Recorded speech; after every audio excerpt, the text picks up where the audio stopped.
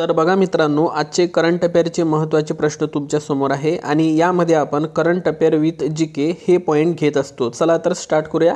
6 जानेवारीला अलीकडेच पत्रकार दिवस साजरा करण्यात आलेला आहे।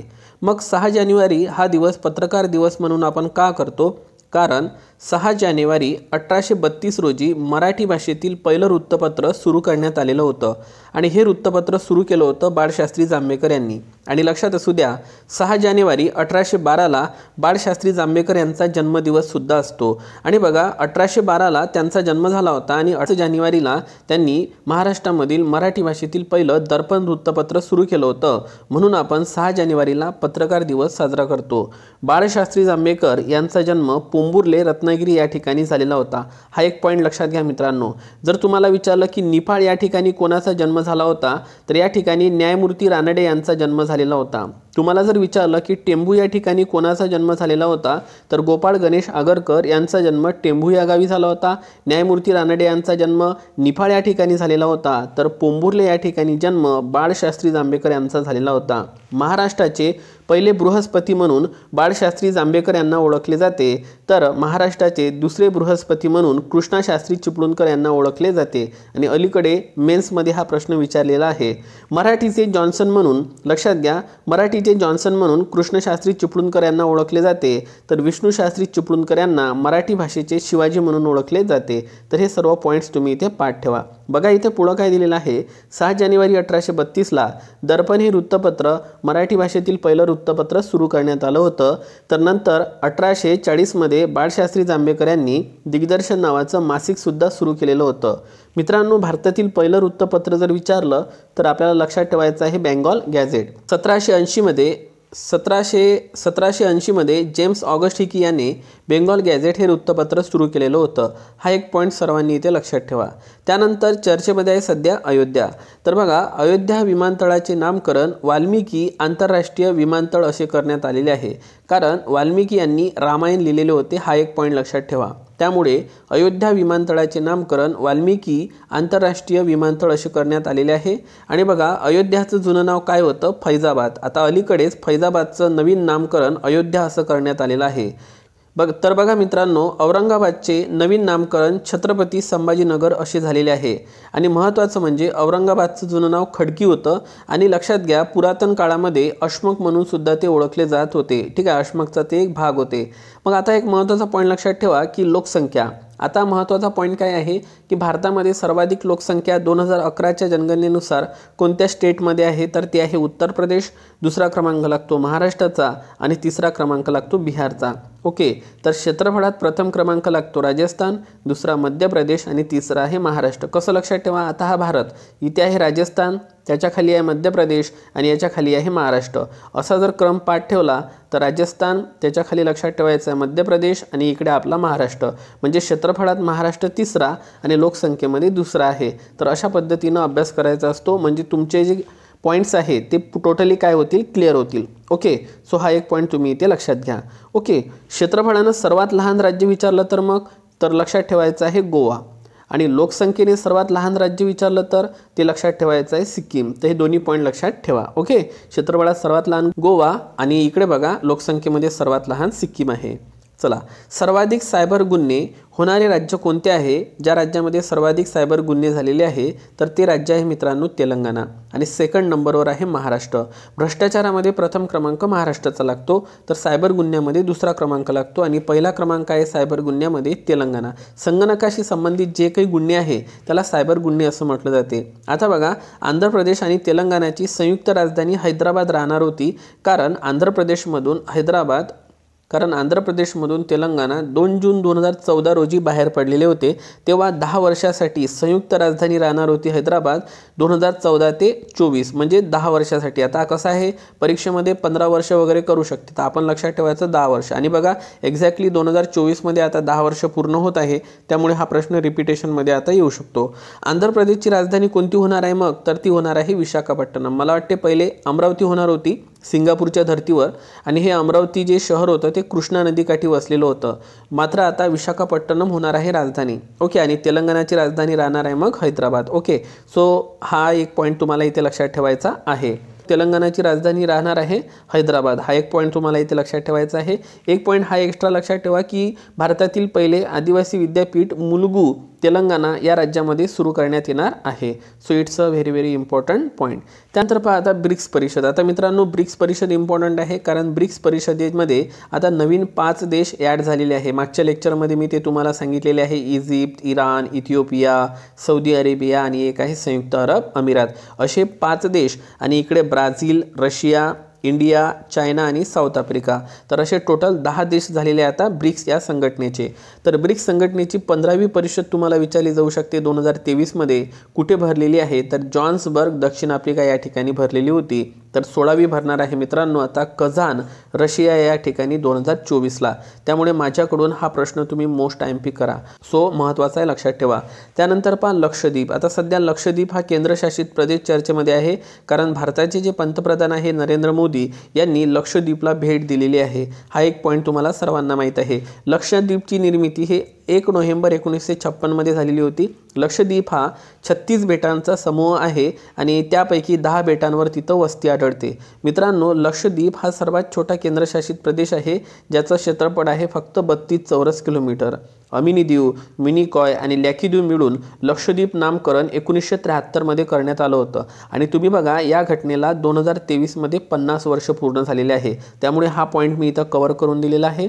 लक्षद्वीप जे आहे मित्रांनो हे अरबी समुद्रामधील बेट आहे, हा एक पॉईंट लक्षात ठेवायचा। लक्षद्वीपची जी राजधानी आहे ती आहे कावारती आणि तिथे एक प्रसिद्ध विमानतळ आहे आगाती विमानतळ जे की लक्षद्वीपमध्ये आहे। आणि लक्षद्वीपची निर्मिती हे प्रवाळांमुळे निर्माण झालेली आहे, म्हणजे लक्षद्वीप हे प्रवाळ बेटे आहे। It's a very very important point. जोही डाटा सांगत आहे तो व्यवस्थित कव्हर करून घेत चला। म्हैसूरचं नामकरण कर्नाटक।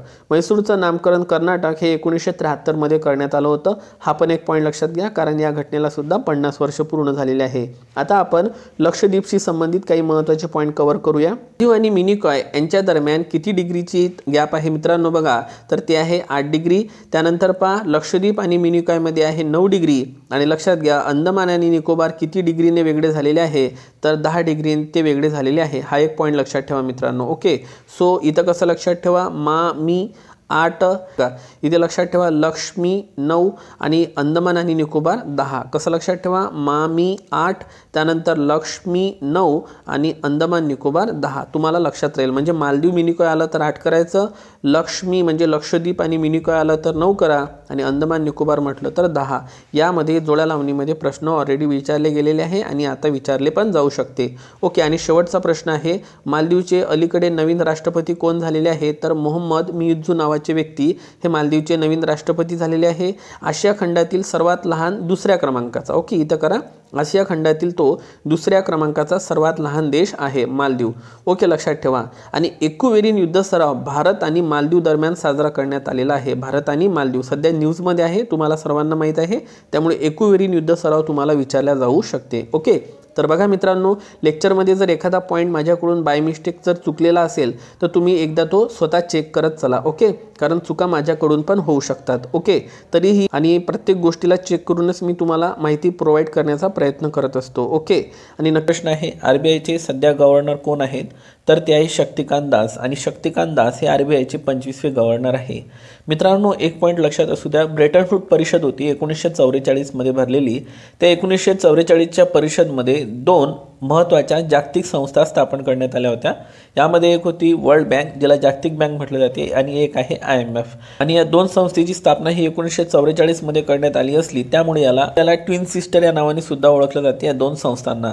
आणि तत्कालीन अर्थमंत्री जे होते सी डी देशमुख हे तेव्हा या ब्रेटन वूड्स परिषदेला हजर पण होते। ठीक आहे, हा एक पॉईंट लक्षात घ्या सर्वांनी।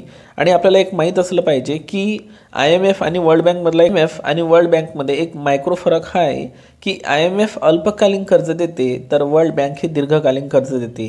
आणि महत्त्वाचं म्हणजे IMF आर्थिक संकटातून दूर करण्यासाठी त्यांच्या फक्त सदस्य देशांना कर्ज देते, मात्र वर्ल्ड बँक हे पायाभूत सुविधेसाठी कर्ज देते आणि सहसा सर्व गरीब देशांना कर्ज देण्याचं काम करते। तर हा एक पॉईंट आहे की IMF फक्त सदस्य देशांना कर्ज देते एवढ्या याच्यावर आयोगाने प्रश्न विचारलेला आहे, त्यामुळं तुम्हाला त्याची खोली समजून घेणं खूप जास्त आवश्यक ठरते। ओके, आता वर्ल्ड बँकचे अध्यक्ष कोण आहे मग? तर वर्ल्ड बँकचे अध्यक्ष आहे अजय बंगा आणि जे 17 डिसेंबरला कंबाईन गट क ची जी मेन्स परीक्षा पार पडली होती त्यामध्ये यावरती प्रश्न पण आलेला होता। उत्तर होतं मित्रांनो अजय बंगा। त्यानंतर गॅट, आता गॅटची स्थापना कधी झाली होती? गॅटची स्थापना झाली होती 1948 मध्ये, general agreement tariff and trade, आणि ह्या गॅटचंच रूपांतरण WTO मध्ये झालं होतं 1 जानेवारी 1995ला। म्हणून वर्ल्ड ट्रेड ऑर्गनायझेशनची स्थापना 1 जानेवारी 1995 मध्ये करण्यात आली होती आणि WTOचं मुख्यालय आहे जिनिव्हा, स्वित्झर्लंड। मात्र WTOची पहिली मंत्रिस्तरीय परिषद कुठं पार पडलेली होती? सिंगापूर या ठिकाणी 1996ला। हा एक पॉईंट सर्वांनी इथे लक्षात ठेवा। आणि 13वी WTOची परिषद अबुधाबी UAE या ठिकाणी पार पडत आहे मित्रांनो। त्यानंतर पुढचा प्रश्न आहे, आशिया खंडातील सर्वात जुना शेअर मार्केट कोणता आहे? तर तो आहे BSE, Bombay stock exchange. Okay, आणि 1875 मध्ये हा शेअर मार्केट सुरू झाला होता। तर स्टॉक एक्सचेंजचे प्रमुख म्हणून प्रमोद अग्रवाल यांची निवड करण्यात आलेली आहे, त्यामुळे हा बॉम्बे स्टॉक एक्सचेंज चर्चेत आलेला आहे। आणि तुम्हाला सर्वांना माहिती आहे की भारतातील सर्व शेअर मार्केटवर कोणाचं नियंत्रण असते? तर सेबीचं नियंत्रण असते। सेबी म्हणजे security exchange board of India. मग सेबीची स्थापना केव्हा झाली? 12 एप्रिल 1988 मध्ये, आणि समिती होती GS पटेल समिती। आणि वैधानिक दर्जा सेबीला 1992 मध्ये देण्यात आलेला होता। आणि लक्षात असू द्या, सेबीच्या पहिल्या महिला अध्यक्षा कोण आहे सध्या ते नक्की खाली कमेंट बॉक्समध्ये सांगा। मागच्या बऱ्याच लेक्चरमध्ये मी तुम्हाला याबद्दल माहिती दिलेली आहे।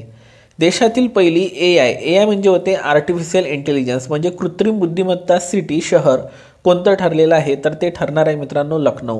आणि लखनौ हे गोमती नदीकाठी आहे, हा पॉईंट सर्वांनी इथे लक्षात घ्या। AIचे जनक कोण आहे? जॉन मॅकॉर्थी। आणि ओपन AI ही मोठी कंपनी आहे AI क्षेत्रातली, तर याचे प्रमुख आहे सॅम अल्टमॅन। त्यामुळे दोन्ही पॉईंट लक्षात ठेवा। आणि AI म्हणजेच आर्टिफिशियल इंटेलिजन्स ही संगणकाची 5वी पिढी आहे, 5th जनरेशन आहे, लक्षात असू द्या, कारण यावरती मला मेन्समध्ये प्रश्न विचारलेला होता। राष्ट्रीय काँग्रेसचे अधिवेशन लखनौ 1916 लक्षात घ्या भरलेले होते। अध्यक्ष होते बाबू अंबिकाचरण मुजुमदार, आणि जहाल आणि मवाळ एकत्र आले होते। हिंदू मुस्लिम ऐक्य याच्यातून दिसून आलेले होते मित्रांनो। का बरं हा लखनौ अधिवेशन आपण पॉईंट घेतला इथे? कारण AI सिटी लखनौला होणार आहे। मग सुरत फूट केव्हा झाली होती? सुरत अधिवेशन 1907ला, आणि लक्षात असू द्या याचे अध्यक्ष होते रासबिहारी घोष। आणि जहाल आणि मवाळामध्ये फूट पडली होती, तर एकत्र ते लखनौला आले होते 1916 मध्ये। त्यामुळे दोन्ही पॉईंट कव्हर करून दिलेले आहे। AI स्कूलची निर्मिती कोणत्या ठिकाणी होणार आहे? तिरुअनंतपुरम, केरळ। आणि AI सिटी म्हटलं तर लखनौ। तर हे दोन्ही पॉईंट आता क्लिअर ठेवा, मी एका ठिकाणी कव्हर करून दिलेले आहे। ओके, त्यानंतर दिल्लीमध्ये बॉम्ब हल्ला 8 एप्रिल 1929 मध्ये भगतसिंग व बटुकेश्वर दत्त यांनी केलेला होता। हा पॉईंट लक्षात असू द्या, कारण सध्या संसद चर्चेमध्ये आहे। भारतीय संसदेची कलम किती आहे? 79। आणि लक्षात घ्या 80 मध्ये राज्यसभा तर 81 मध्ये लोकसभेचा उल्लेख आहे। ओके, संसद 79, राज्यसभा 80 आणि लोकसभा 81, तिन्ही पॉईंट पाठ ठेवा। आता पुढचा पॉईंट आहे आकाश मिसाईल। आकाश मिसाईल मित्रांनो जमिनीवरून हवेत मारा करते, म्हणजे सरफेस टू एअर। पल्ला आहे 25 किलोमीटर, आणि आकाश जे मिसाईल आहे ती DRDO आणि भारत डायनामिकद्वारे विकसित करण्यात आलेला आहे।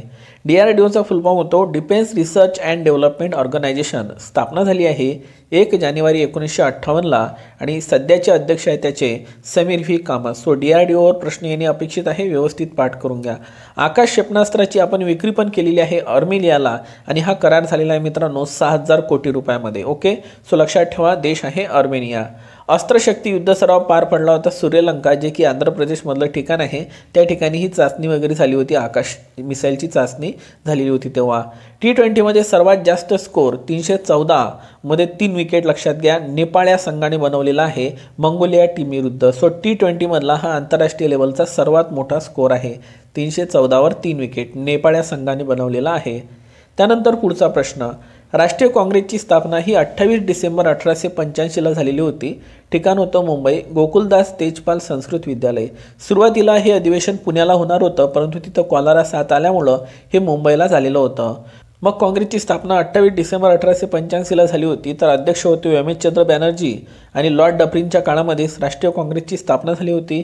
9 ठराव आणि 72 प्रतिनिधी पहिल्या अधिवेशनाला हजर होते.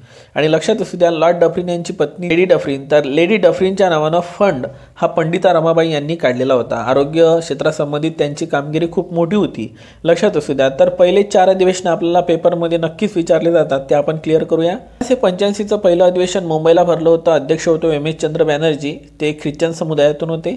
1886ला कोलकात्याला भरलं होतं आणि दुसऱ्या अधिवेशनाचे अध्यक्ष होते दादाभाई नौरोजी, ते पहिले पारशी अध्यक्ष ठरले. त्यानंतर 1887ला मद्रास इथं भरलेलं होतं. बद्रुद्दीन तय्यबजी हे पहिले मुस्लिम व्यक्ती ठरले आणि 1888ला अलाहाबाद, पाठ ठेवा, जॉर्ज जूल अध्यक्ष बनले आणि ते पहिले इंग्रज अध्यक्ष होते.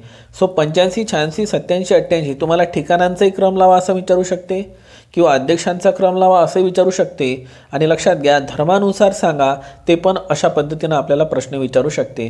सो तिन्हीही डाटा हा पॉईंट महत्त्वाचा आहे 4 अधिवेशनासंबंधित. ओके, त्यानंतर मी महत्त्वाचे काही पॉईंट्स कव्हर करून दिलेले आहे. 1924ला बेळगाव इथं अधिवेशन भरलं होतं. त्याचे अध्यक्ष होते महात्मा गांधी आणि महात्मा गांधी फक्त एकच वेळा अध्यक्ष राहिलेले आहे. आता हे अधिवेशन का बरं इम्पॉर्टंट आहे बेळगाव? कारण 2024मध्ये 100 वर्ष पूर्ण होत आहे. त्यामुळे यावरती आपल्याला डेफिनेटली पेपरमध्ये प्रश्न बघायला मिळणार आहे. सो बेळगाव अधिवेशन लक्षात ठेवा, अध्यक्ष होते महात्मा गांधी. बेळगाव विवाद सुरू आहे महाराष्ट्र आणि कर्नाटकमध्ये आणि कर्नाटकला महाराष्ट्रातील 7 जिल्ह्यांची सीमा लागलेली आहे. हा पॉईंट सर्वांनी इथे लक्षात घ्या. मग 1925ला कानपूर येथे सरोजिनी नायडू अध्यक्षा बनल्या होत्या. ह्या पहिल्या महिला भारतीय अध्यक्ष झालेल्या होत्या राष्ट्रीय काँग्रेसच्या. तशा पहिल्या महिला अध्यक्षा 1917च्या कलकत्ता अधिवेशनामध्ये आणि बेजंट झालेल्या होत्या. हा पॉईंट लक्षात ठेवा. त्यानंतर 1936ला ग्रामीण भागातलं पहिलं अधिवेशन भरलं होतं. एकूण मधलं ते 50वं म्हणजे सुवर्ण महोत्सवी अधिवेशन होतं. त्याचे अध्यक्ष होते पंडित जवाहरलाल नेहरू. फैजपूर जळगाव या ठिकाणी हे अधिवेशन भरलं होतं आणि मोठ्या प्रमाणात शेतकरी इथं उपस्थित झालेले होते. त्यानंतर कुणो महोत्सव. आता बघा मित्रांनो, कुणो महोत्सव कोणत्या राज्यामध्ये पार पडलेला आहे? तर मध्य प्रदेश या राज्यामध्ये कुणो महोत्सव पार पडलेला आहे. नमस्ते चित्ता प्रोजेक्ट या नावानं. लक्षात घ्या, 8 चित्ते नामिबियाचे आणि 12 चित्ते दक्षिण आफ्रिकेचे कुणो अभयारण्यात दाखल करण्यात आलेले होते. बांधवगड, पेंच, कान्हा हे जे प्रकल्प आहे हे मध्य प्रदेश या राज्यातील आहे आणि मध्य प्रदेशला हार्ट ऑफ इंडिया असं म्हटलं जाते. आणि मध्य प्रदेशला महाराष्ट्रातील 8 जिल्ह्यांची सीमा लागलेली आहे. हा एक पॉईंट तुम्ही सर्वांनी लक्षात घ्या. त्यानंतर पहिली हिंदू महिला जी की पाकिस्तान 2024च्या निवडणुकीसाठी नामांकन करणार आहे, त्या महिलेचं नाव आहे सवीरा प्रकाश. सध्या न्यूजमध्ये आहे, व्यवस्थित पाठ करा. पाकिस्तानची राजधानी इस्लामाबाद आहे आणि लाईन ऑफ कंट्रोल रॅडक्लिफ 24 पॅरल लाईन हे भारत आणि पाकिस्तान दरम्यान आहे. त्यानंतर संगीताचे शहर ग्वाल्हेरला म्हटलं जाते, तर नवाबांचे शहर लखनौला म्हटलं जाते. AICT. आताच मी हे पॉईंट कव्हर करून दिलेले आहे, त्यामुळे हे पाठ करून घ्या. पहिले आदिवासी विद्यापीठ मुलुगू तेलंगणा या ठिकाणी स्थापन केले जाणार आहे. मोस्ट टाइम करा. भारतातील पहिले आदिवासी विद्यापीठ कोणत्या स्टेटमध्ये? तेलंगणा या राज्यामध्ये उभारण्यात येणार आहे. त्यानंतर महत्त्वाचा पॉईंट आहे, समलिंगी विवाहाला मान्यता देणारा पहिला आशियाई देश कोणता ठरलेला आहे? नेपाळ. आणि तुम्हाला माहीत असेल IPC 1860च्या कलम 377मध्ये समलिंगी विवाहाबद्दल सांगण्यात आलेलं आहे. 377 कलम लक्षात ठेवा. महत्त्वाचा पॉईंट आहे की भारताला एकूण किती देशाची भूसीमा लागलेली आहे? तर 7 देशांची भूसीमा भारताला लागलेली आहे. एकूणमध्ये 15,200 किलोमीटर अंतर लाभलेलं आहे 7 देशांना. यामध्ये सर्वाधिक भूसीमा आपली बांगलादेशला लागलेली आहे. तर मी इथे देश भारतातील जे राज्य आहे त्यांचे नावं लिहिलेले आहे. जसं नेपाळला सिक्कीम, उत्तर प्रदेश, उत्तराखंड, पश्चिम बंगाल, बिहारची सीमा लागलेली आहे. याचा शॉर्टकट आहे स्टुडंट SUP-B असं लक्षात ठेवा. सिक्कीम, उत्तराखंड, उत्तर प्रदेश, त्यानंतर पश्चिम बंगाल आणि एक आहे बिहार. त्यानंतर आहे बांगलादेशला आसाम, पश्चिम बंगाल, मेघालय, मिझोराम आणि त्रिपुरा. कसं लक्षात ठेवा? APME-MITRI. बांगलादेश आलं तर काय लक्षात ठेवा? APME-MITRI. आसाम, पश्चिम बंगाल, मेघालय, मिझोराम आणि त्रिपुरा. त्यानंतर आहे चीन. ठीक आहे, चीन आलं तर कसं लक्षात ठेवा? चीन आलं तर शॉर्टकट लक्षात ठेवायचं सुलहा. सुलहा. ठीक आहे, तो यस म्हणजे सिक्कीम, उत्तराखंड, लडाख, हिमाचल प्रदेश आणि अरुणाचल प्रदेश. सुलहा लक्षात ठेवायचं आहे. त्यानंतर पाकिस्तान आलं तर म्हणायचं PRJG. पंजाब, राजस्थान, जम्मू, त्यानंतर गुजरात आणि एक आहे लडाख. लक्षात असू द्या. म्यानमार आलं तर लक्षात ठेवायचं आपल्याला नाम. काय लक्षात ठेवायचं? नाम. म्हणजेच काय? नागालँड, अरुणाचल प्रदेश, मिझोराम आणि मणिपूर. मेघालय येत नाही, लक्षात ठेवा. भूतान आलं तर लक्षात ठेवायचं आहे भूतान पास. पश्चिम बंगाल, आसाम, अरुणाचल प्रदेश आणि सिक्कीम आणि लडाख म्हटलं तर यल. अशा पद्धतीने हे व्यवस्थित पाठ करून घ्या. जी शॉर्टकट सांगितली ते क्लिअर करून घ्या मित्रांनो. किती देशांची भूसीमा लागलेली आहे मग? 7 देशांची. 2 नावाचं मिसाईल अलीकडेच यशस्वीरित्या कोणी लॉन्च केलेलं आहे? तर बघा, फतेह 2 नावाचं मिसाईल पाकिस्तान या देशाचे आहे, लक्षात असू द्या. आणि मिसाईलचं स्पेलिंग कसं आहे? MISSILE. मिसाईल लक्षात ठेवायचं आहे, कारण इंग्रजीच्या पेपरमध्ये सुद्धा तुम्हाला यावरती स्पेलिंगमध्ये प्रश्न विचारले जातात. आणि मग फतेह 2चा साधारणतः पल्ला किती आहे? तर साधारणतः पल्ला आहे 400 किलोमीटरचा. आणि या अगोदर फतेह 1 पण त्यांनी लॉन्च केलेलं होतं, तर त्याचा पल्ला होता साधारणतः 250 किलोमीटरचा. सो लक्षात असू द्या, मग फतेह 2 मिसाईल कोणाचं आहे? पाकिस्तानचं. आता तुम्हाला सर्वांना माहीत आहे लाईन ऑफ कंट्रोल, त्यानंतर रॅडक्लिफ रेषा, हे भारत आणि पाकिस्तान दरम्यानची सीमारेषा आहे. यालाच तुम्ही 24 पॅरलल लाईन सुद्धा असं म्हणू शकता. मग पाकिस्तानची राजधानी कोणती आहे? तर पाकिस्तानची राजधानी आहे इस्लामाबाद. हा पण पॉईंट सर्वांनी इथे लक्षात ठेवावा. त्यानंतर पुढचा प्रश्न आहे, आग्रा मथुरा हेलिकॉप्टर सेवा सुरू करण्यात आली आहे मित्रांनो. म्हणजे आंतरजिल्हा ही आपण म्हणू शकतो हेलिकॉप्टर सेवा सुरू करण्यात आली आहे. तर कोणत्या राज्यामध्ये? उत्तर प्रदेश या राज्यामध्ये. ओके, साधारणतः डिस्टन्स आय थिंक 65 किलोमीटर आहे. एकदा तुम्ही ते चेक करून घ्या. आणि इथले मुख्यमंत्री आहे योगी आदित्यनाथ यांनी याचं उद्घाटन केलेलं आहे. आणि त्यांचं पूर्ण नाव काय आहे? अजय मोहनसिंग बिस्त. हा पण पॉईंट लक्षात ठेवा सर्वांनी. आणि तुम्हाला सर्वांना माहीत आहे की लोकसंख्येमध्ये प्रथम क्रमांकाचं राज्य उत्तर प्रदेश आहे. हा पॉईंट आपल्याला लक्षात असला पाहिजे. त्यानंतर दुधवा नॅशनल पार्क कुठे आहे? तर दुधवा नॅशनल पार्क हा उत्तर प्रदेश या राज्यामध्येच आहे मित्रांनो. आणि उत्तर प्रदेशची राजधानी कोणती आहे? लखनौ. आणि आपण कालच बघितलं की लखनौला AICT तयार केली जाणार आहे. आणि AICTवाला ते भारतातलं पहिलं शहर असणार आहे लखनौ. सो हा पॉईंट सर्वांनी इथे लक्षात ठेवावा. त्यानंतर पुढचा प्रश्न कोणता आहे की भारताने पहिल्यांदा कच्चे तेल विकत घेण्यासाठी रुपया या चलनाचा वापर केलेला आहे. तर तो देश कोणता आहे? UAE. आता UAE म्हणजे होते युनायटेड अरब अमिरात.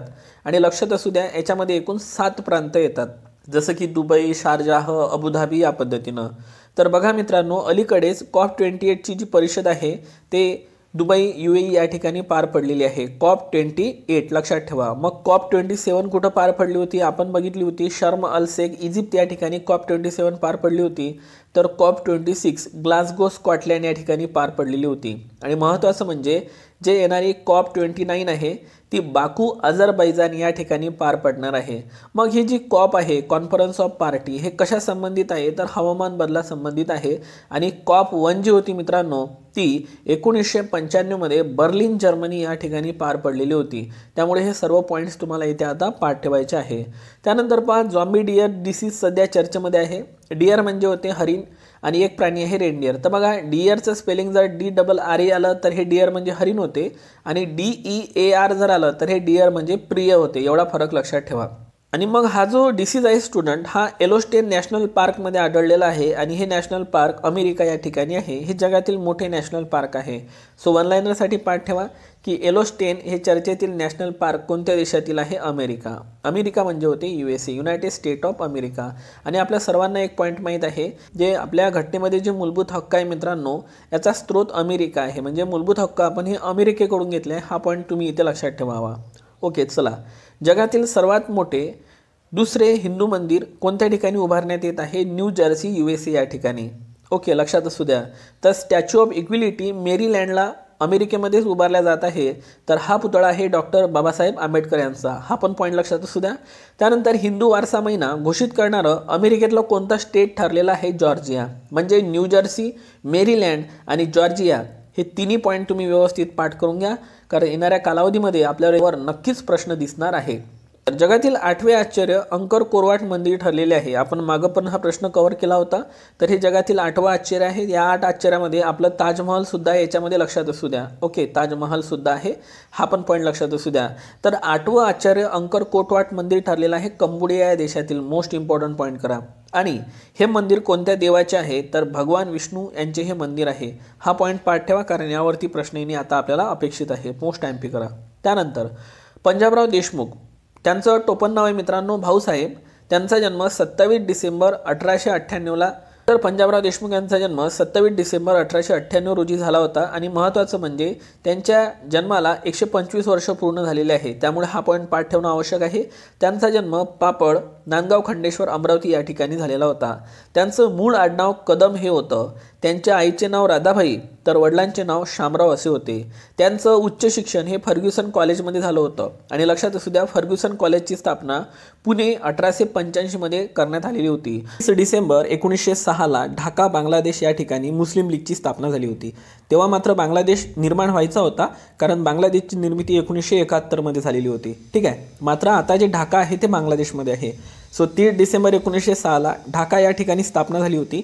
मुस्लिम लीगचे जे मुख्यालय आहे ते आहे लखनौ या ठिकाणी, आणि मुस्लिम लीगचं पहिलं अधिवेशन कराची या ठिकाणी पार पडलेलं होतं. आता हे जे कराची ठिकाण आहे मित्रांनो, हे पाकिस्तानमध्ये आहे. एक माहितीसाठी सांगतो, 1931 मध्ये कराची या ठिकाणी सरदार वल्लभभाई पटेल यांच्या अध्यक्षतेखाली राष्ट्रीय काँग्रेसचं अधिवेशन सुद्धा भरलेलं होतं, जिथं मूलभूत हक्काची मागणी करण्यात आली होती. हा पण एक पॉईंट सर्वांनी इथे लक्षात ठेवावा. पाकिस्तानला स्वातंत्र्य 14 ऑगस्ट 1947 मध्ये मिळालेले होते, तर बांगलादेश स्वतंत्र झाला होता 16 डिसेंबर 1971 मध्ये. तर हे दोन्ही पॉईंट इथे तुम्ही पाठ ठेवा. मग आता महत्त्वाचा प्रश्न काय आहे की बघा, 1906च्या मुस्लिम लीगच्या स्थापनेनंतर मोर्ले मिंटो सुधारणा कायदा करणे इंग्रजांनी, लक्षात घ्या, मुस्लिमांना स्वतंत्र मतदारसंघ पण दिलेले होते. लक्षात असू द्या. प्रश्न येऊ शकतो मग की मुस्लिमांना स्वतंत्र मतदारसंघ देणारा कायदा कोणता होता? 1909चा मोर्ले मिंटो कायदा. मग आणखी एक पॉईंट लक्षात ठेवा, मॉन्टेग्यू चेम्सफोर्ड जो कायदा होता मित्रांनो, तो 1919चा होता, आणि या अंतर्गत शिखांना स्वतंत्र मतदारसंघ देण्यात आलेले होते. त्यामुळे हे दोन्ही पॉईंट तुम्हाला इथे आता लक्षात ठेवायचे आहे. ओके. त्यानंतर बघा, महत्त्वाचं म्हणजे 1919च्या कायद्यानं हाय कमिशनर हे पद निर्माण करण्यात आलं होतं. लक्षात असू द्या, हाय कमिशनर हे पद निर्माण करण्यात आलं होतं. तुम्ही मला खाली कमेंट बॉक्समध्ये सांगा, मग कोण होते भारताचे पहिले हाय कमिशनर? एकदा सर्वांनी कमेंट बघून घ्या. त्यानंतर सारे जहां से अच्छा हिंदुस्तान हमारा हे गीत कोणी लिहिलं होतं? मोहम्मद इक्बाल यांनी लिहिलेलं होतं. असं म्हणजे नेहरू रिपोर्ट 1928चा होता. हा नेहरू रिपोर्ट मोतीलाल नेहरू यांनी मांडला होता. लक्षात घ्या, पंडित नेहरू यांनी नाही, तर त्यांचे वडील मोतीलाल नेहरू यांनी मांडला होता. तर या नेहरू रिपोर्टच्या विरोधात जिनांनी 14 मुद्दे सुद्धा मांडले होते. हा एक पॉईंट सर्वांनी इथे लक्षात. त्यानंतर काय लक्षात ठेवायचं आपल्याला की द्विराष्ट्र सिद्धांताची मागणी सर्वप्रथम कोणी केली होती? बॅरिस्टर जिना यांनी केली होती. स्वतंत्र मुस्लिम राष्ट्राची मागणी कोणी केली होती? मोहम्मद इक्बाल यांनी केली होती. आणि पाकिस्तान हा शब्दोल्लेख सर्वप्रथम कोणी केला होता? तर रहमत अली चौधरी यांनी केला होता. त्यामुळे तिन्ही पॉईंट तुम्हाला हे लक्षात ठेवायचे आहे, कारण यावरती आयोगानं ऑलरेडी प्रश्न विचारलेले आहे. चला, त्यानंतरचा प्रश्न आहे, महाराष्ट्र पोलीस महासंचालक पहिल्या महिला कोण झालेल्या आहे? तर त्या झालेल्या आहे Rashmi Shukla. It's a very very important point. मग रश्मी शुक्ला पूर्वी कोण होत्या? तर त्या सशस्त्र सीमा बल म्हणजेच SSBच्या प्रमुख होत्या. त्यानंतर बघा, पूर्वी महासंचालक कोण होते मग महाराष्ट्राचे? तर ते होते रजनीश सेठ. आणि रजनीश सेठ यांच्या जागी आता रश्मी शुक्ला यांची नियुक्ती करण्यात आली आहे. आणि रजनीश सेठ यांची, लक्षात असू द्या, MPSCच्या अध्यक्षपदी नियुक्ती झालेली आहे. So it's a very very important point. त्यानंतर MPSCच्या मग स्थापना संबंधित कोणती कलम आहे? कलम 315. एक लक्षात असू द्या, MPSC संबंधित इम्पॉर्टंट पॉईंट सांगतो. MPSCचे अध्यक्ष आणि सदस्य यांची नेमणूक राज्यपाल करतात, तर त्यांची बडतर्फी राष्ट्रपती करतात. म्हणजे नेमणूक आलं तर राज्यपाल घ्यायचं आणि बडतर्फी आली तर राष्ट्रपती घ्यायचा. दोन्ही पॉईंट लक्षात ठेवा. MPSC संबंधित 315 कलम आहे, म्हणजेच हा घटनात्मक म्हणजे संवैधानिक आयोग आहे. ज्याची कलम असते त्याला घटनात्मक किंवा संवैधानिक आयोग म्हणायचा. एवढा पॉईंट लक्षात ठेवा. पोलीस दल, महाराष्ट्र पोलीस दलाची स्थापना 2 जानेवारी 1961 मध्ये करण्यात आली होती. यालाच रेझिंग डे असं म्हटलं जाते. आणि पोलीस ध्वज दिवस म्हटलं तर 7 डिसेंबर, आणि पोलीस स्मृती दिन म्हटलं तर 21 ऑक्टोबर. लक्षात असू द्या. त्यानंतर पुढचा प्रश्न चर्चेमध्ये आहे, RBI Reserve Bank of India. RBIची स्थापना ही 1 एप्रिल 1935 मध्ये करण्यात आली होती 1934च्या ॲक्टने. तर RBIचं राष्ट्रीयकरण 1 जानेवारी 1949ला करण्यात आलं होतं ॲक्ट 1948 नुसार. आणि भारतातील सर्व व्यापारी बँकांवर नियंत्रण ठेवण्याचं काम RBI करते. आता सर्वांना एक गोष्ट माहीत आहे की RBIचे 25 जे गव्हर्नर आहे ते आहे शक्तिकांत दास. ओके, कोण आहे? शक्तिकांत दास. आणि त्यांना गव्हर्नर ऑफ गव्हर्नर, लक्षात, त्यांना गव्हर्नर ऑफ गव्हर्नर हा इंटरनॅशनल लेवलचा पुरस्कार सुद्धा भेटलेला आहे. आणि ते दुसरे असे गव्हर्नर ठरलेले आहे भारतीय, कारण यापूर्वी रघुरामजी राजन यांना सुद्धा हा पुरस्कार मिळालेला आहे. लक्षात असू द्या. आता बघा, DRDO defence research development organisation 1 जानेवारी 1958ची स्थापना आहे. मुख्यालय आहे दिल्लीला.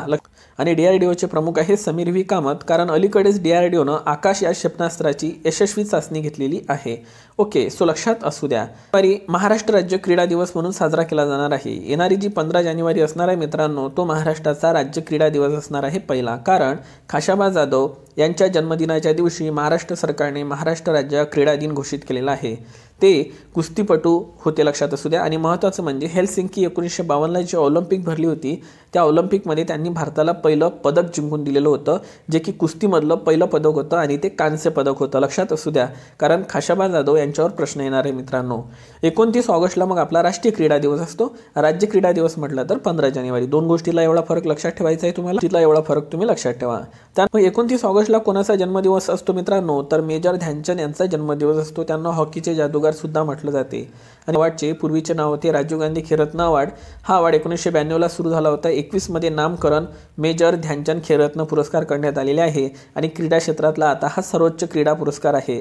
आणि या वर्षीचा पुरस्कार सात्विक साईराज आणि चिराग शेट्टी या दोन बॅडमिंटनपटूंना देण्यात आलेला आहे. सो दोन्ही पॉईंट लक्षात ठेवा.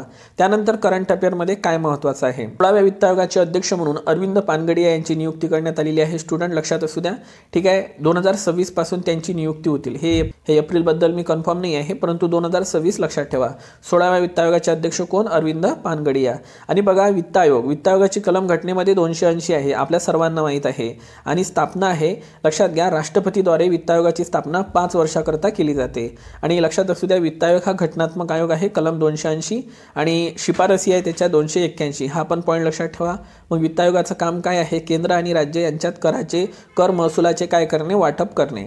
मग आता आणखी एक महत्त्वाचा पॉईंट आहे की नीती आयोग. मग नीती आयोग म्हणजे होते National Institution for Transforming India.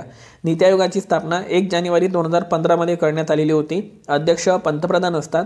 तर बघा, जे पहिले उपाध्यक्ष होते नीती आयोगाचे ते अरविंद पानगडिया होते आणि तेच आता 16व्या वित्त आयोगाचे अध्यक्ष झालेले आहेत. त्यामुळे हा पॉईंट मी इथे कव्हर करून दिलेला आहे. दुसरे राजीव कुमार आणि सध्या जे आहे नीती आयोगाचे उपाध्यक्ष ते आहे सुमन बेरी. यावरती सुद्धा आयोगाने ऑलरेडी प्रश्न विचारलेला होता. त्यानंतर महत्त्वाचं म्हणजे की पहिले CEO कोण होते मग नीती आयोगाच्या, त्या होत्या सिंधुश्री खुल्लर. ओके. आणि दुसरे होते अमिताभ कांत, तिसरे परमेश्वरन अय्यर. मग सध्या कोण आहे चौथे, तर ते आहे BVR सुब्रमण्यम. म्हणजे नीती आयोगाचे अध्यक्ष सध्या पंतप्रधान नरेंद्र मोदी आहे, उपाध्यक्ष सुमन बेरी आहे, तर CEO आहे BVR सुब्रमण्यम. त्यामुळे मी हे पॉईंट कव्हर करून दिलेले आहे. त्यानंतर CISF सेंट्रल सिक्युरिटी फोर्सच्या पहिल्या महिला प्रमुख झालेल्या आहे नीना सिंग. मोस्ट IMP करा, CISF. ओके, लक्षात घ्या. आणि ITBPचे अध्यक्ष झालेले आहे राहुल रसगोत्रा. तर तुम्ही खाली कमेंट बॉक्समध्ये सांगा CRPFचे प्रमुख कोण झालेले आहे. ओके. आणि महाराष्ट्र राज्याचे मुख्य सचिव झालेले आहे नितीन करीर. यापूर्वी मनोज सौनिक हे महाराष्ट्राचे मुख्य सचिव होते. राज्य निवडणूक आयोग. तर महाराष्ट्र राज्य निवडणूक आयोगाची स्थापना ही 26 एप्रिल 1994 मध्ये झालेली होती. तर मी हा प्रश्न इथे का बरं घेतला आहे, कारण 2024 मध्ये या महाराष्ट्र राज्य निवडणूक आयोगाला 30 वर्ष पूर्ण होणार आहे आणि तुम्हाला यावरती शुअरली प्रश्न येणार आहे. याचं मी कारण सांगतो. कारण तुम्हाला माहीत असेल 73वी आणि 74वी घटनादुरुस्ती ही 1993 मध्ये लागू झालेली होती. ओके. 73वी घटनादुरुस्ती लागू झाली होती 24 एप्रिलला आणि लक्षात घ्या 74वी घटनादुरुस्ती लागू झाली होती 1 जूनला. तेव्हा परीक्षेमध्ये 73वी आणि 74व्या घटनादुरुस्तीवर 2023 मध्ये खूप सारे प्रश्न आले होते, कारण 30 वर्ष पूर्ण झाले होते. तर आता जो राज्य निवडणूक आयोग आहे, जो की 243 के नुसार स्थापन केला जातो 73व्या घटनादुरुस्तीनुसार. ओके. आणि जर तुम्हाला विचारलं की ग्रामीण स्थानिक स्वराज्य संस्थेच्या निवडणुका कोणत्या कलमानुसार पार पडतात 243 के, तर शहरी स्थानिक स्वराज्य संस्थेच्या निवडणुका 243 ZA नुसार पार पडतात. आणि 243 के हे कलम 73वी घटनादुरुस्तीने टाकण्यात आली होती, तर 243 ZA ही 74व्या घटनादुरुस्तीने कलम टाकण्यात आलेली होती. हा एवढा फरक लक्षात घ्या. ओके. आणि महाराष्ट्र राज्य निवडणूक आयोगाची स्थापना ही 26 एप्रिल 1994ची आहे.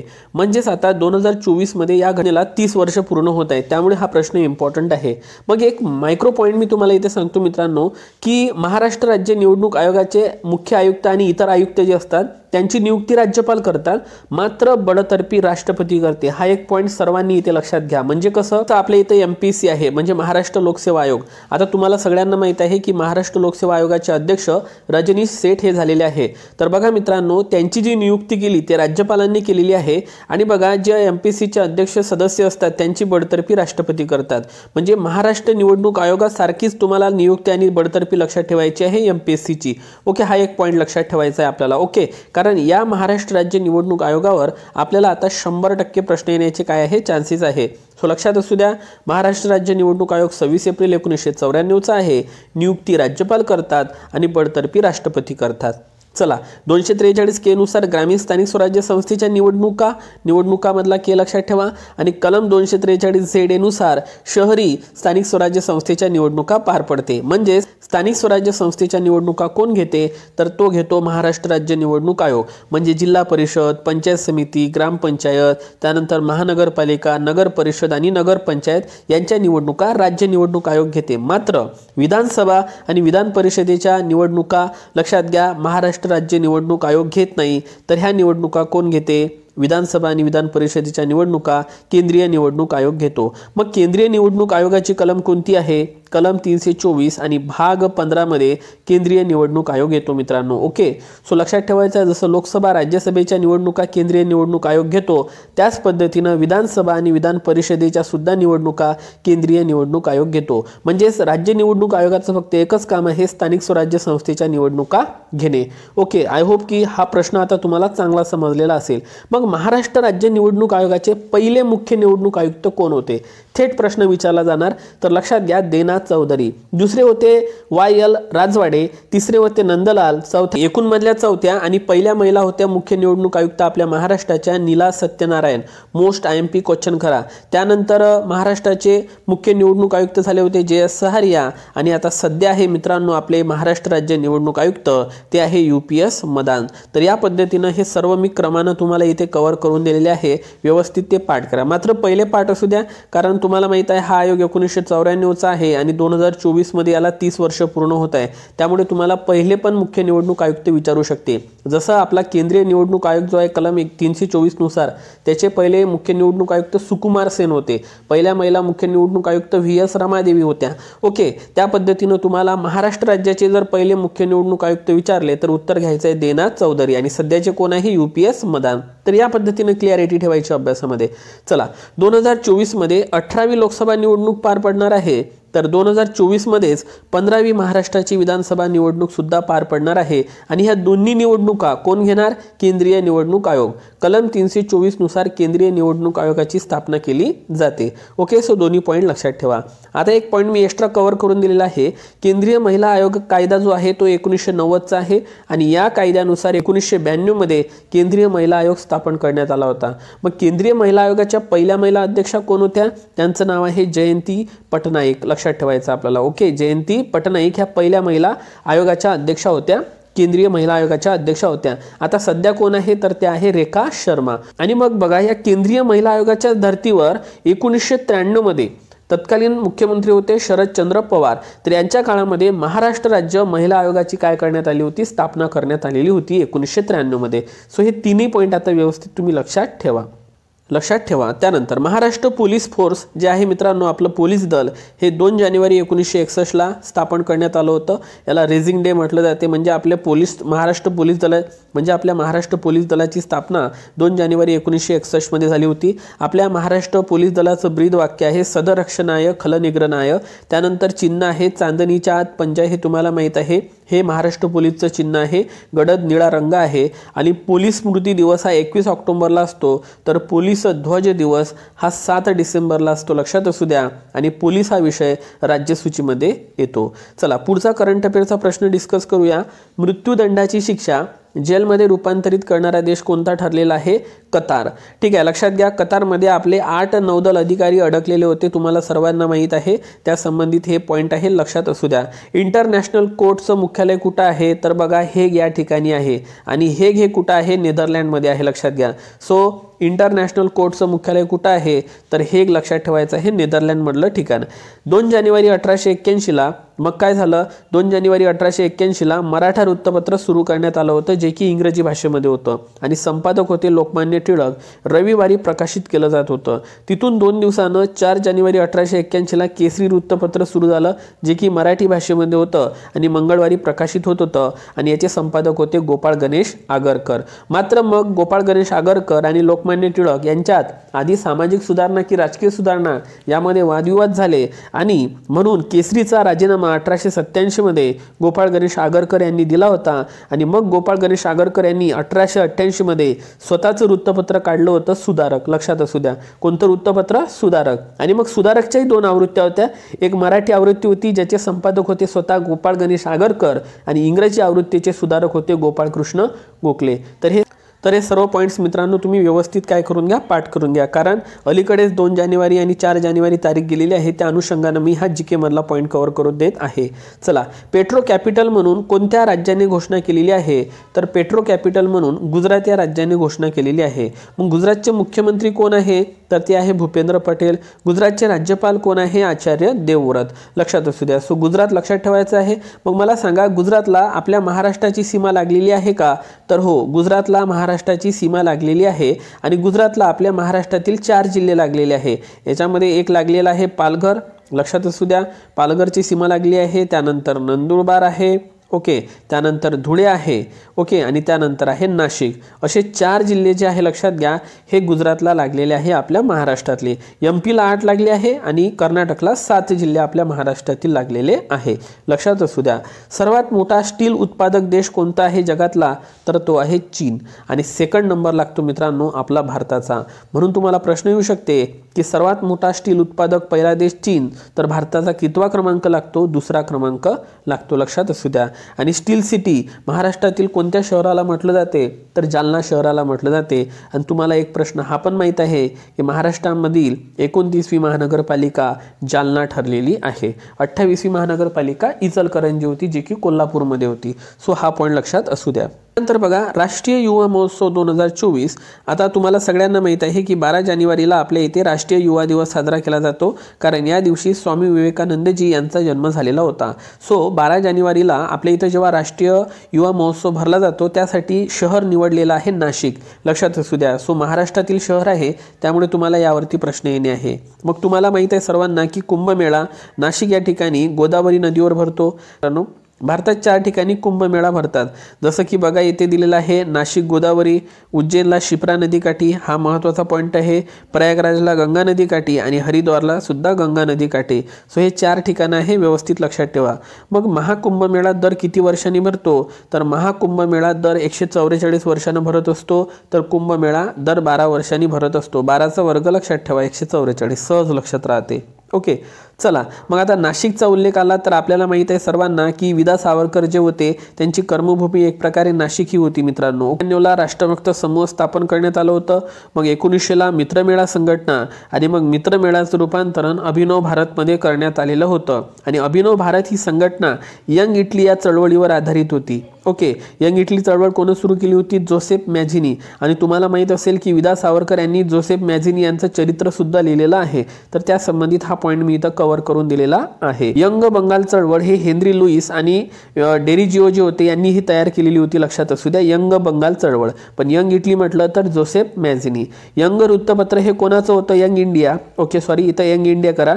यंग इंडिया हे वृत्तपत्र कोणाचं होतं? तर हे वृत्तपत्र होतं महात्मा गांधी यांचं. आणि याच पद्धतीनं यंग इंडिया हे पुस्तक होतं लाला लजपतराय यांचं सुद्धा. क्रांतिज्योती सावित्रीबाई फुले यांचा जन्म 3 जानेवारी 1831ला नायगाव सातारा या ठिकाणी झालेला होता. त्यांच्या वडिलांचे नाव खंडूजी नेवसे पाटील असे होते. आणि तुम्हा सर्वांना माहीत असेल 3 जानेवारीला बालिका दिवस साजरा केला जातो. त्या महाराष्ट्राच्या पहिल्या महिला शिक्षिका व मुख्याध्यापिका सुद्धा होत्या. आणि 1 जानेवारी 1848ला पहिली मुलींची शाळा भिडेच्या वाड्यात पुणे या ठिकाणी महात्मा ज्योतिबा फुले यांनी सुरू केलेली होती. मित्रांनो, 3 जानेवारी हा दिवस महाराष्ट्रामध्ये बालिका दिवस म्हणून साजरा केला जातो 1955 पासून. हा एक पॉईंट सर्वांनी लक्षात घ्या. त्यानंतर याच दिवशी स्त्रीमुक्ती दिवस, स्त्रीमुक्ती चळवळीच्या जनक कोणाला म्हटलं जाते? सावित्रीबाई फुले यांना म्हटलं जाते. सावित्रीबाई फुले यांनी सुबोध रत्नाकर, बावनकशी, काव्य फुले असे ग्रंथ लिहिलेले होते. हा एक महत्त्वाचा पॉईंट तुम्हाला इथे लक्षात ठेवायचा आहे. आणि त्यांचे निधन 10 मार्च 1897ला प्लेगच्या बाधेमुळे झालेले होते. प्लेगच्या रुग्णांची सेवा करीत असतानाच त्यांना प्लेगची लागण झाली होती आणि 10 मार्च 1897ला त्यांचे निधन झालेले होते. ठीक आहे, तर असे त्यांचे महत्त्वपूर्ण योगदान आहे मित्रांनो स्त्री शिक्षणासंबंधित. ओके, भूदान चळवळ. भूदान चळवळ हे 18 एप्रिल 1951 मध्ये सुरू करण्यात आली होती आचार्य विनोबा भावे यांच्याद्वारे आणि ही चळवळ पोचमपल्ली तेलंगणा या ठिकाणाहून सुरू करण्यात आली होती. अलीकडेच पोचमपल्लीला जागतिक पर्यटन पुरस्काराचा अवॉर्ड सुद्धा देण्यात आलेला आहे. सो हा पॉईंट तुम्हाला इतिहासामध्ये लक्षात ठेवायचा आहे. त्यानंतर पुढचा प्रश्न कोणता आहे बघा की औरंगाबाद मराठवाडा विभाग. ओके, सो तुम्हाला सर्वांना माहित आहे की औरंगाबादचं नवीन नाव छत्रपती संभाजीनगर असे झालेले आहे.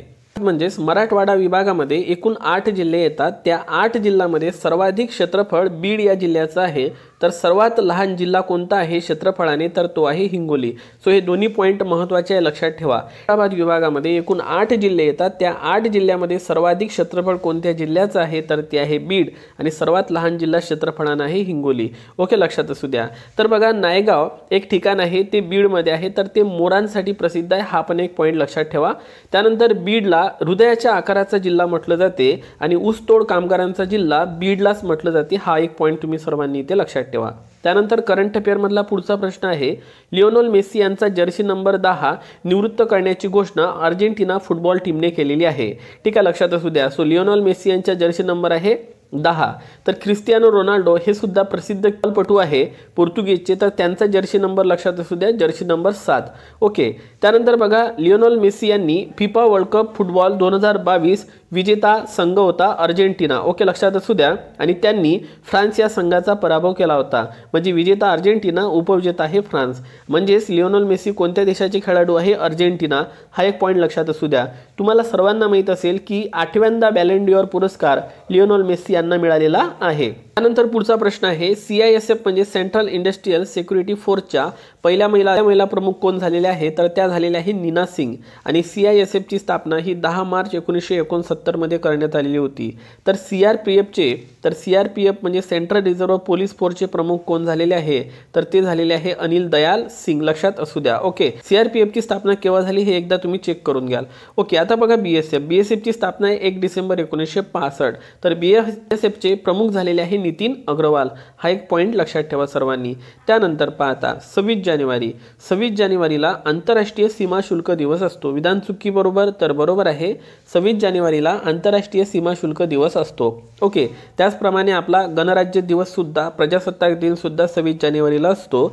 तर 26 जानेवारी 2024ला आपल्या इथे प्रमुख पाहुणे कोण येणार आहे, फ्रान्सचे राष्ट्राध्यक्ष इमॅन्युअल मॅक्रॉन येणार आहे. हा पॉईंट सर्वांनी इथे लक्षात ठेवावा.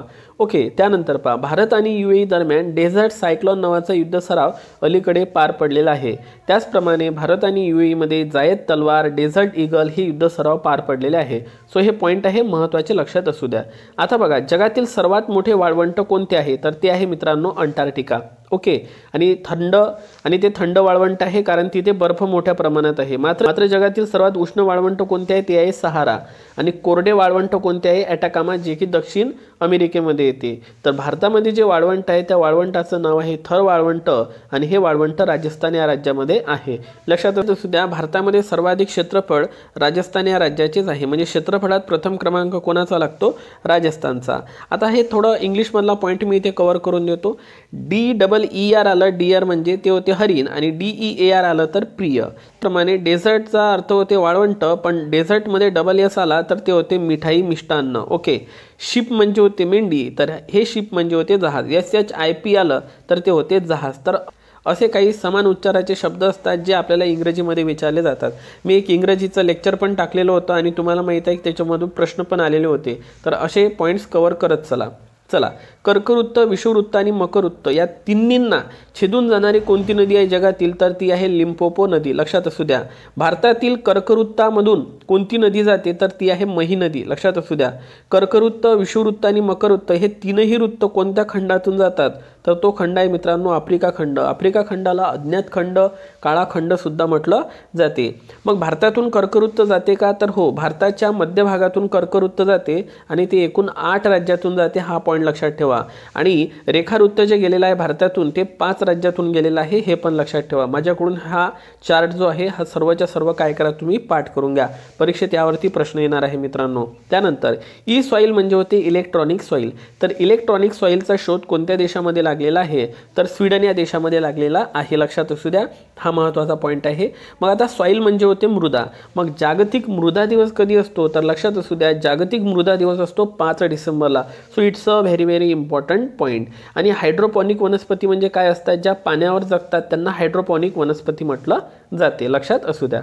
चला ब्रिक्स. आता बघा ब्रिक्स संघटनेची स्थापना ही 16 जून 2009ला करण्यात आलेली होती. ओके. आणि मुख्यालय कुठं आहे तर शांघाय चीन या ठिकाणी. It's a very very important point. आणि ब्रिक्समध्ये ब्राझील, रशिया, भारत, चीन, दक्षिण आफ्रिका यांसारखे देश असतात. दक्षिण आफ्रिकेचा समावेश हा 2010 मध्ये झाला होता. चायना आणि साऊथ आफ्रिका लक्षात ठेवा. आता काय झालेलं आहे, 1 जानेवारी 2024ला यामध्ये 5 देश विलीन झालेले आहे, आलेले आहे, सदस्य झालेले आहे. याच्यामध्ये इजिप्त, इथिओपिया, इराण. मी तुम्हाला इथं ई वाले देश इथं आणून दिलेले आहे, ज्याच्यामध्ये ई न सुरुवात होते. इजिप्त, इथिओपिया, इराण आणि वाले लक्षात ठेवा सौदी अरेबिया, त्या UAE. मात्र याच्यामध्ये अर्जेंटिना येणार होता, परंतु तो आता समाविष्ट झालेला नाही आहे. त्यामुळे हे 5 देश आणि हे 5 देश असे आता ब्रिक्सचे 10 सदस्य देश झालेले आहे. अर्जेंटिना आहे का याच्यामध्ये? नाही. हा एक पॉईंट लक्षात ठेवा तुम्ही. त्यानंतर पाहता बिमस्टेक. आता बिमस्टेक संघटना सध्या चर्चेमध्ये आहे. बिमस्टेकची स्थापना ही 6 जून 1997 मध्ये झाली होती. शांघाय कॉर्पोरेशन ऑर्गनायझेशनची स्थापना 15 जून 2001 मध्ये झालेली होती. ब्रिक्स संघटनेची स्थापना लक्षात ठेवा 2009. सार्क संघटना म्हटलं तर 8 डिसेंबर 1985 आणि G20 म्हटलं तर 26 सप्टेंबर 1999. G20ची परिषद आपल्या भारतामध्ये पण पार पडलेली आहे आणि G7ची स्थापना 1975. तर ह्या सर्व संघटना लक्षात असू द्या. यामध्ये Bharat BIMSTEC, SCO, BRICS, SAARC, G20चा सदस्य आहे, मात्र भारत G7चा सदस्य नाही. हा पॉईंट तुम्ही इथे सर्वांनी लक्षात ठेवा. जागतिक ब्रेल लिपी दिन कधी साजरा केला जातो तर 4 जानेवारीला साजरा केला जातो. ब्रेल लिपीचा शोध कोणा लावला होता? लुईस ब्रेल यांनी. ओके. म्हणजे अंध लोकांसाठी एक प्रकारे त्यांनी डोळेच दिलेले होते असं आपल्याला म्हणता येईल, कारण अंध लोक ब्रेल लिपीमुळे काय करू शकतात, वाचू पण शकतात. त्यामुळं लुईस ब्रेल यांचं खूप मोठं योगदान आहे. त्यासाठी आपण 4 जानेवारी हा जागतिक ब्रेल लिपी दिन म्हणून साजरा करतो. आता बघा 2 जानेवारी 1881ला मराठा वृत्तपत्र लोकमान्य टिळकांनी सुरू केलं होतं आणि ते रविवारी प्रकाशित होत होतं आणि विशेषतः म्हणजे इंग्रजी भाषेमध्ये होतं.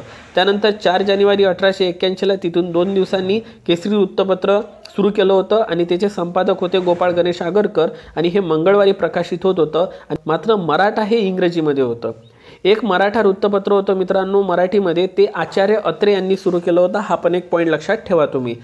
1888 मध्ये सुधारक वृत्तपत्र गोपाळ गणेश आगरकर यांनी मग स्थापन केलेलं होतं, कारण 1887 मध्ये त्यांनी केसरी वृत्तपत्राचा राजीनामा दिलेला होता. आधी राजकीय सुधारणा म्हणत होते लोकमान्य टिळक आणि सामाजिक सुधारणा म्हणत होते गोपाळ गणेश आगरकर. याच्यातून वादविवाद झाले आणि 1887ला केसरीचा राजीनामा गोपाळ गणेश आगरकर यांनी दिलेला होता. गोपाळ गणेश आगरकर हे बुद्धिप्रामाण्यवादी होते, लक्षात असू द्या. ठीक आहे. आणि महत्त्वाचं म्हणजे मग 1888ला त्यांनी सुधारक वृत्तपत्र काढलं गोपाळ गणेश आगरकर यांनी. आणि याच्या पण 2 आवृत्त्या होत्या. एक होती मराठी आवृत्ती सुधारकची, जे की गोपाळ गणेश आगरकर हँडल करत होते, आणि इंग्रजी आवृत्ती सांभाळत होते गोपाळकृष्ण गोखले. आता गोपाळकृष्ण गोखले तुम्हाला माहित आहे की भारत सेवक समाज 1905 मध्ये कोण स्थापन केला होता? गोपाळकृष्ण गोखले यांनी. गोपाळकृष्ण गोखले हे गांधीजींचे राजकीय गुरु पण होते. हा एक पॉईंट लक्षात असू द्या. ओके. करंट अफेअरचा सब्जेक्ट वाईज स्टडी करणं आपल्याला आवश्यक ठरते. आता बघा एक्सरे पोलरोमीटर सॅटेलाइट म्हणजे एक्सपोसॅट लॉन्च केला आहे 1 जानेवारी 2024ला. PSLV C58 इस्रोने हे लॉन्च केलं. कुठून लॉन्च केलं? श्रीहरिकोटा सतीश धवन स्पेस सेंटरवरून आपण हे लॉन्च केलेलं आहे, जे की आंध्र प्रदेशमध्ये आहे. आणि सर्वाधिक जे सॅटेलाइट सोडले जातात ते श्रीहरिकोटा येथूनच सोडले जातात. आता आपलं जे इस्रो आहे, इस्रो म्हणजे होते इंडियन स्पेस रिसर्च ऑर्गनायझेशन. याची स्थापना 15 ऑगस्ट 1969 मध्ये करण्यात आली होती. मुख्यालय आहे बेंगळुरू, कर्नाटक, आणि याचे 10वे अध्यक्ष आहे S सोमनाथ. लक्षात असू द्या. मग थुंबा एक संशोधन केंद्र आहे केरळला, व्हिलर बेट आहे ओडिशाला, आणि चांदीपूर आहे ओडिशाला. सो हे जोड्या लावणीसाठी स्थळ पाठ ठेवा, पेपरमध्ये प्रश्न येऊ शकतो. मग PSLV 57 आपण आदित्य L1 पाठवलेला आहे सूर्यावर. PSLV C56 आपण सिंगापूरचे 7 उपग्रह सोडलेले होते. सो हे नंबरिंग तुम्हाला इथे लक्षात ठेवायची आहे. आता रॉकेटचे प्रक्षेपण होते हा न्यूटनचा 3ऱ्या नियमानुसार होते, कारण न्यूटनचा पहिला नियम जडत्वाचा, दुसरा नियम संवेगाचा, तर तिसरा आहे क्रिया प्रतिक्रिया बल. तर हे न्यूटनचे 3ही नियम तुम्ही व्यवस्थित पाठ करून घ्या. त्यानंतर पुढचा प्रश्न आहे MS स्वामीनाथन पुरस्कार 2024 डॉक्टर BR कंबोज यांना देण्यात आलेला आहे. ते चौधरी चरण सिंग कृषी विद्यापीठाचे व्हाईस चान्सलर आहे. चान्सलरचं स्पेलिंग लक्षात ठेवा. हिसार हरियाणा या ठिकाणी हे विद्यापीठ आहे। आणि बघा एक महत्त्वाचं म्हणजे राज्यातील विद्यापीठ असतात त्यांचे कुलपती राज्यपाल असतात, मात्र पश्चिम बंगाल आणि पंजाबमध्ये कुलपती हे मुख्यमंत्री असतात। हा एक पॉईंट लक्षात ठेवा, फरक आहे हा। त्यानंतर हरित क्रांतीची सुरुवात भारतामध्ये 1966-67 मध्ये झाली होती। तर भारताच्या हरित क्रांतीचे जनक आहे MS स्वामीनाथन, तर जगाच्या हरित क्रांतीचे जनक आहे नॉर्मन बोरलॉग। आणि भारतामध्ये जेव्हा हरित क्रांती झाली होती तेव्हा गहू आणि तांदूळाचं मोठ्या प्रमाणात उत्पादन घेण्यात आलं होतं। बघा MPSCने एक प्रश्न विचारला होता की गहू तांदूळामध्ये सर्वाधिक उत्पादन कशाचं जास्त होतं, तर गव्हाचं उत्पादन जास्त होतं। हा एक पॉईंट लक्षात ठेवा। आणि तत्कालीन कृषी मंत्री कोण होते भारताचे हरित क्रांतीच्या वेळेस, ते होते C सुब्रमण्यम। त्यामुळे हा प्रश्न इथे पाठ ठेवा। त्यानंतर नॉर्मन बोरलॉग पुरस्कार 2023 कोणाला देण्यात आलेला आहे, तर बघा स्वाती नायक यांना देण्यात आलेला आहे, ज्यांना बिहाना दीदी किंवा सीड लेडी म्हणून सुद्धा ओळखलं जाते आणि त्या ओडिशा राज्याच्या आहे। सो नॉर्मन बोरलॉग पुरस्कार स्वाती नाईक ओडिशा लक्षात ठेवायचं आहे। मित्रशक्ती युद्ध सराव भारत आणि श्रीलंका दरम्यान पार पडतो, विधान चुकी बरोबर, तर अगदी बरोबर आहे। स्लिनेक्स युद्ध सराव कोणादरम्यान पार पडतो, तर स्लिनेक्स म्हटलं तर भारत आणि श्रीलंका जर आपण इंग्लिशमध्ये स्पेलिंग लिहिलं तर बघा Sri Lanka India exercise. So SLINEX Bharat आणि श्रीलंका। एक हंबनटोटा बंदर आहे ते पण कुठे आहे, श्रीलंकेलाच आहे। सो ही माहिती लक्षात असू द्या। हिट अँड रन कायदा सध्या चर्चेमध्ये होता, तर हिट अँड रन मध्ये अपघात झाल्यास लक्षात घ्या ट्रक ड्रायव्हर करून झाला तो पळून गेल्यास त्याला 10 वर्ष सजा व लक्षात असू द्या 7 लाखाचा दंड होता। त्यामुळे ट्रकवाल्यांनी संप पण केला होता, हा तुम्हाला माहित आहे। त्यामुळे हा कायदा आता सध्या मागे घेण्यात आलेला आहे। आणि शेवटचा प्रश्न आहे, देशातील पहिली मुलीची सैनिकी शाळा वृंदावन उत्तर प्रदेश या ठिकाणी सुरू करण्यात येणार आहे। मग यावरून मी थोडा एक पॉईंट कव्हर करून देत आहे की महाराष्ट्रातील पहिली सैनिकी शाळा कोणत्या ठिकाणी सुरू करण्यात आलेली आहे, साताऱ्याला। तर मित्रांनो हे होते आजचे महत्त्वाचे प्रश्न। फक्त टू द पॉइंटच आपल्याला अभ्यास करायचा आहे, कुठलाही टाइमपास न करता। ओके, सो यासाठी जॉईन करा आपल्या पर्टिक्युलर नॉलेजला। लवकरच भेटू, तोपर्यंत take care and thank you so much.